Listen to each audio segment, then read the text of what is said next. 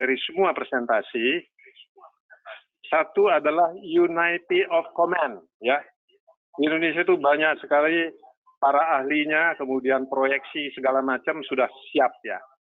Jadi unity of command dan memberikan peluang kepada daerah dengan lokal. Karena Indonesia itu sangat luas sekali, ada 17.500 pulau, kemudian dari 267 juta penduduk Indonesia, itu 60% tinggal di Jawa. Nah tentu apa yang dilakukan di Jawa tentu berbeda dengan yang dilakukan di daerah-daerah terpencil seperti NTT, Papua, Maluku, dan sebagainya, pulau-pulau yang terpencil. Nah tentu bagaimana mengadvokasikan apa yang dipresentasikan para epidemiologis tadi kepada para pengambil keputusan. Nah, di sini kita bicara soal good governance. Kalau kita bicara good governance, yang pertama adalah legal framework-nya sudah ada. Mulai dari Undang-Undang Wabah nomor 484 yang sedang kita revisi, kemudian barusan keluar Undang-Undang nomor 6 2018 yang dirujuk sekarang banyak sekali, Undang-Undang Karantina Kesehatan, yang diterjemahkan ke dalam peraturan pemerintah nomor 21 2020 yang harus segera diterjemahkan. Ya, kalau kita lihat presentasi tadi, Prof. Askobat juga sudah menyimpulkan. Jadi tugasnya agak ringan, bagaimana menggerakkan mesin birokrasi tadi di bawah unity of command, ya. Kemudian mesin masyarakat, komunikasi risiko dengan data-data epidemiologis tadi yang tiri-tiri tadi, bagaimana menerjemahkannya dalam bahasa masyarakat, mengemas dalam risk communication, ya. Jadi untuk itu diperlukan kerjasama lintas sektor, lintas program di dalam kementerian itu sendiri, dan kemudian partisipasi masyarakat. Sehingga yang kedua dari good governance sudah transparansi, ya. Transparansi, tidak boleh ada lagi yang ditutup-tutupi dan sebagainya dengan tujuan-tujuan tertentu. Yang ketiga, yang tidak kalah pentingnya adalah kita melihat akuntabilitas. Siapa yang mengerjakan apa sesuai dengan peraturan perundang-undangan, Kementerian A, B, C, D.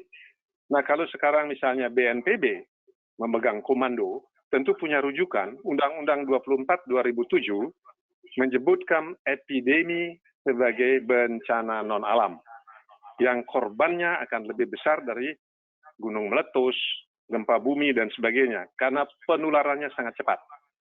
Kalau kita lihat penyakit menular, dia menular dengan cara dua. Pertama, vektor borne, ditularkan melalui vektor seperti demam berdarah, ya, malaria, dan sebagainya, Japanese encephalitis. Tapi kalau penyakit yang sedang kita hadapin ini, COVID-19, ya, antara waterborne, airborne, ya, dari human to human sangat cepat sekali, sehingga apa yang dipresentasikan oleh Dr. Iwan, Dr. Mas Dalina Pane tadi, yang pertama paling penting adalah case detection. Sudahkah dilakukan evaluasi seberapa cepat kita mendeteksi kasus, ya? Karena menemukan kasus tentu dilakukan contact tracing, ada nggak additional cases dan sebagainya, dan seterusnya. Kemudian dianjurkanlah karena penularannya sangat cepat, sangat contagious, maka ada istilah distancing, social distancing, ya, kemudian individual distancing. Nah itu jangan berhenti di wacana, lakukan dengan tegas, dengan jelas, di bawah satu unity of command, ya. Kemudian memberikan peluang inovasi untuk daerah-daerah sesuai dengan adat budaya masing-masing. Kita tahu pernah mempunyai proyek yang namanya Intensified Communicable Disease Control.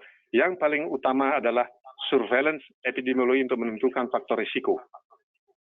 Nah, apapun program intervensi kita adalah untuk risk reduction, mengurangi risiko terjadinya penularan, mengurangi risiko terjadinya kematian, dan sebagainya. Dan perlu kita ketahui, WHO sudah mendeklar sebagai pandemi sesuai dengan International Health Regulation 2005 yang revised. Nah, tentunya ini adalah kesempatan, opportunity untuk memperbaiki sistem respons kita. Kita tidak mulai dari nol, kita sudah menghadapi SARS, kita menghadapi H5N1 dan sebagainya. Segala pedoman dan sebagainya kita sudah punya. Tinggal memodifikasi, merevisi, memperbaiki sedikit untuk segera diterapkan. Karena waktu tidak bisa menunggu lagi. Nah, tadi proyeksi-proyeksi diberikan oleh Pak Iwan, kapan akan berhenti? Kita bicara soal herd immunity dan sebagainya. Nah, kalau kita bicara herd immunity, kalau ini ada vaksinnya, nah tentu lebih mudah kita bicara, kita vaksinasi dengan cakupan yang tinggi. Sekarang kan belum ada vaksinnya. Sehingga herd immunity yang dijelaskan oleh Dr. Iwan, tentu sebagian masyarakat sudah terinfeksi, membentuk antibodi, sehingga tidak ada lagi yang bisa digigit oleh virus ini, maka pada saat itulah kurva epidemiknya akan menurun, kan begitu Pak Iwan? Dengan tanpa dilakukan apapun, kurva epidemik itu pasti turun, tapi dengan jumlah korban yang bukan main. Yang benar adalah kurva epidemik itu turun secepatnya, serendah-rendahnya, dengan waktu yang secepat-cepatnya. Itulah tujuan kita membuat pertemuan-pertemuan webinar ini sehingga bisa dirujuk oleh para pengambil keputusan. Sekarang bagaimana melakukan advokasi, kemudian social distancing ini betul-betul ditepati karena ini adalah penularan human to human, apakah waterborne, apakah airborne, ya, sangat cepat menularnya. Tidak ada waktu. Nah, kemudian penyakit ini tidak mengenal tapal batas. Tadi dikatakan unit epidemiologisnya Jabotabek, tentu kita harus melihat ini. Nah, sehingga kita bisa menggunakan rumus umum yang digunakan oleh bencana, R sama dengan H kali C dibagi C. R-nya adalah risk.